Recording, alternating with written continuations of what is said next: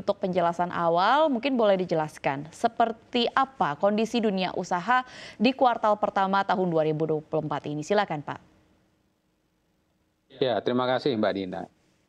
Di kuartal pertama ini sebetulnya relatif cukup baik dalam artian karena kita punya banyak sekali event besar ya, seperti bulan Ramadan, Hari Raya Lebaran, pemilu, Imlek, dan seterusnya. Dan ini memang mendorong tingkat konsumsi yang cukup tinggi.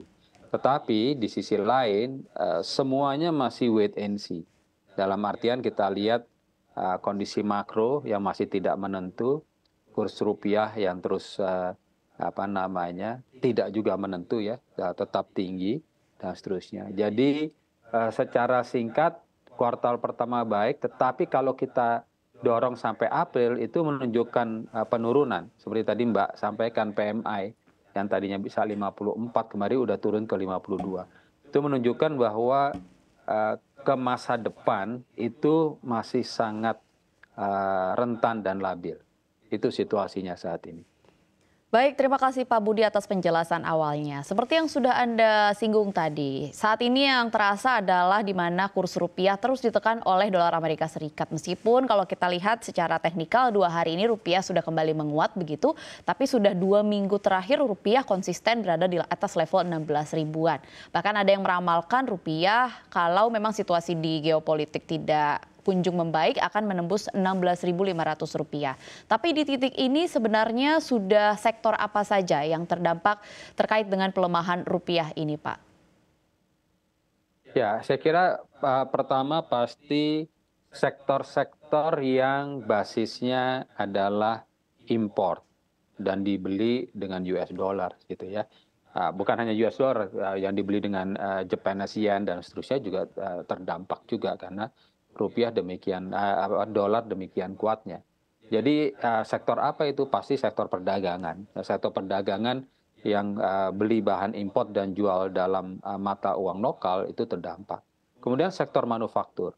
Sektor manufaktur yang bahan bakunya masih banyak mengandalkan import itu juga berdampak. Poinnya distribusi ke harga lokal tentu tidak serta-merta kita bisa lakukan gitu ya. Nah, di sini menyebabkan sebuah tekanan kepada industri kita. Kira-kira mungkin secara garis besar seperti itu. Ya, dan data juga menunjukkan begitu ya, seperti penjelasan Pak Budi tadi di sektor manufaktur, di mana data menunjukkan jika investasi manufaktur di kuartal pertama tahun ini kendor, yakni 161 triliun rupiah dibandingkan dengan kuartal sebelumnya, meski kalau kita bandingkan dengan tahun lalu nilainya naik.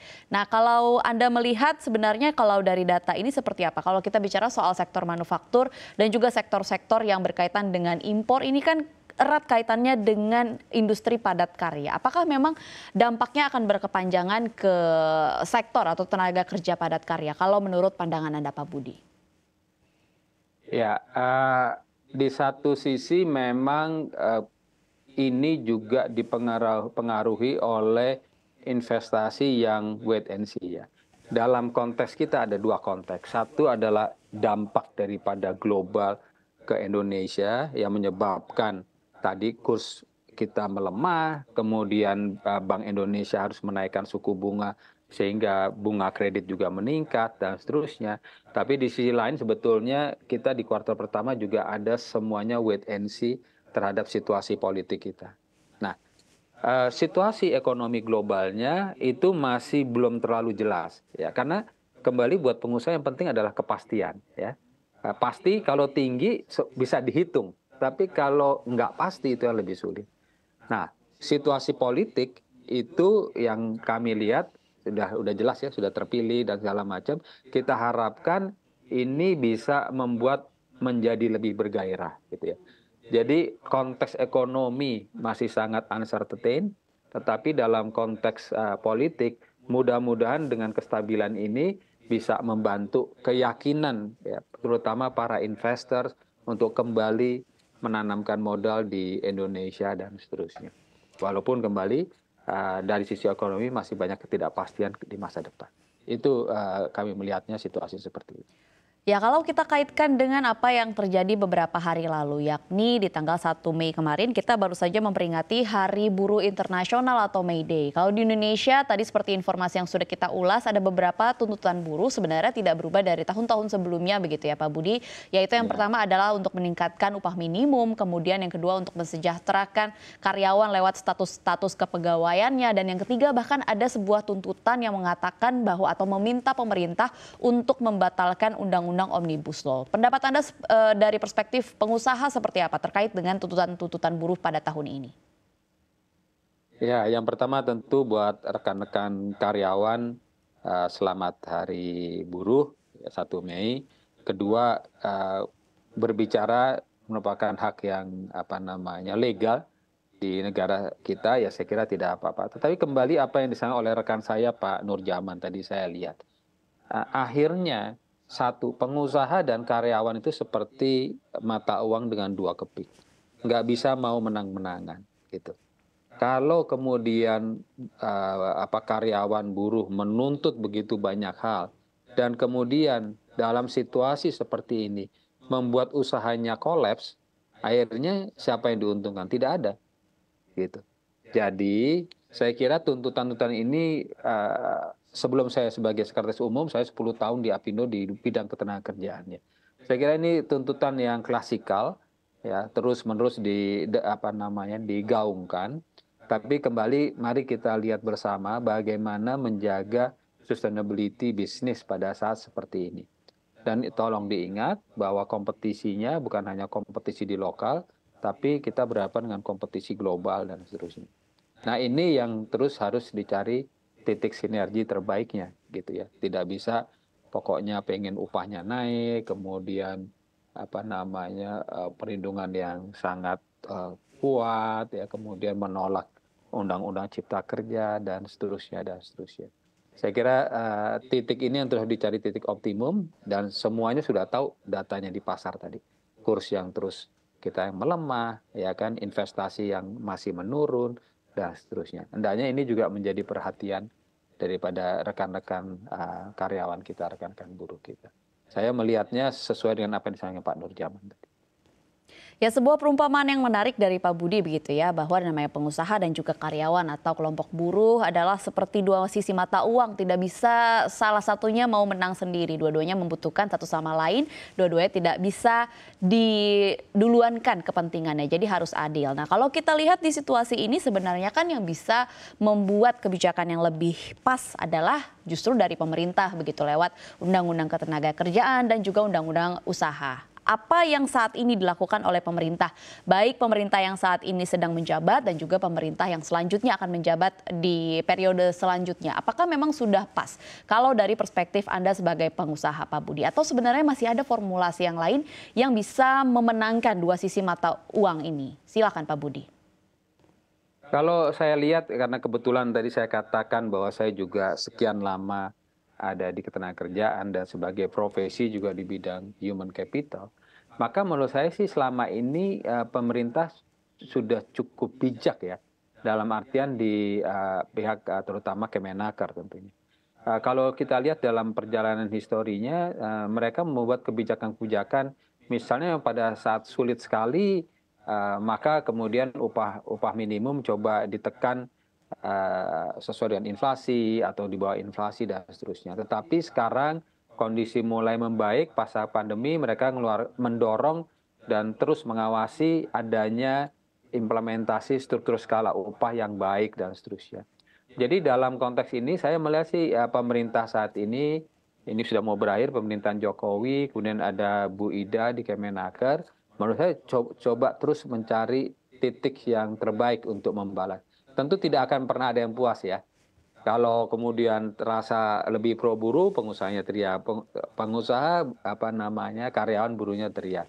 Tapi dalam pandangan kami kita melihat sudah cukup balance. Nah, tentu kita berharap pemerintahan sudah akan berganti ke pemerintahan Pak Prabowo.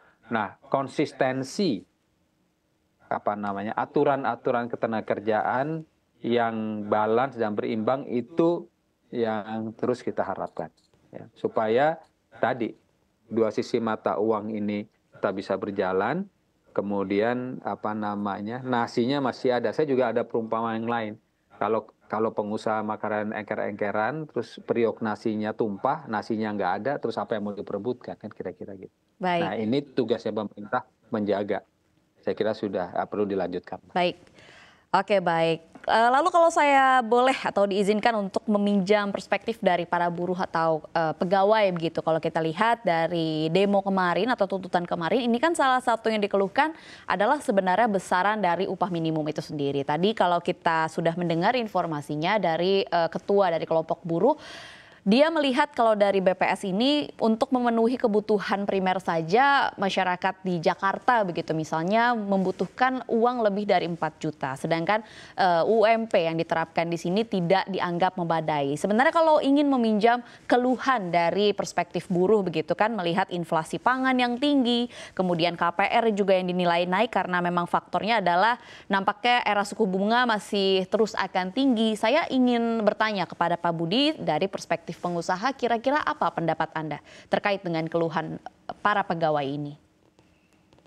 Iya, kembali kalau bicara income selalu, kalau kita praktisi human resources ya di korporasi, tidak pernah mengenal kata puas gitu ya.